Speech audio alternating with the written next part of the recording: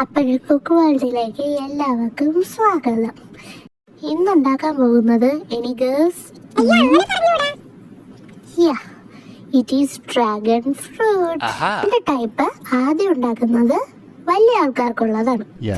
അതിനായിട്ട് ഒരു dragon fruit cut ചെയ്ത് വയ്ക്കുക, കുറച്ച് ലൈം ജ്യൂസ്, അയ്മോദകത്തിന്റെ ഇല ഇല്ലാത്തോണ്ട് അയ്മോദകം എടുക്കുന്നു, പിന്നെ ഒരു ഗ്ലാസ് വെള്ളം, പിന്നെ കുറച്ച് ഉണക്ക ഉലുവയില, പിന്നെ പഞ്ചസാര.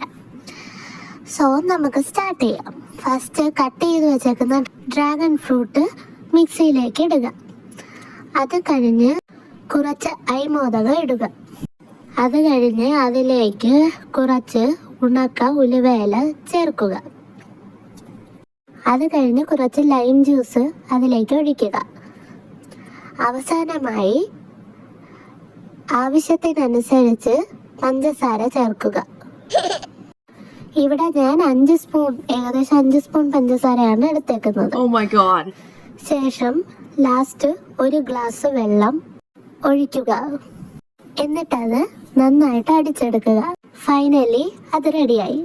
ലാസ്റ്റ് സെർവ് ചെയ്യാൻ വേണ്ടിയിട്ട് ഒരു ഗ്ലാസ്സിലേക്ക് അതിനെ ഒഴിക്കുക.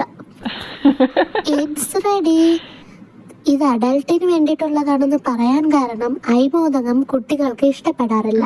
സോ നെക്സ്റ്റ് കുട്ടികൾക്ക് വേണ്ടിയിട്ട് സിമ്പിളാണ്. ഫസ്റ്റ് നമ്മൾ ഡ്രാഗൺ ഫ്രൂട്ട് ചെറുതായിട്ട് കട്ട് ചെയ്തെടുത്ത് വയ്ക്കണം. പിന്നെ ലൈം ജ്യൂസും പഞ്ചസാരയും മാത്രം ഇവിടെ മതി.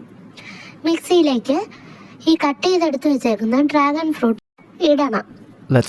അത് കഴിഞ്ഞിട്ട് ആവശ്യത്തിനനുസരിച്ച് പഞ്ചസാര ഇടണം. നേരത്തെ പറഞ്ഞതുപോലെ തന്നെ അവരവരുടെ ഇഷ്ടത്തിനാണ് ഇടുന്നത്. ഇവിടെ ഞാൻ ഏകദേശം ഒരു 4-5 സ്പൂണോളം ചേർത്തിട്ടുണ്ട്. പിന്നെന്താ ലാസ്റ്റ് ലൈം ജ്യൂസും ആവശ്യത്തിന് വെള്ളവും ചേർത്ത് അതിനെ നല്ലോണം അടിച്ചെടുക്കണം.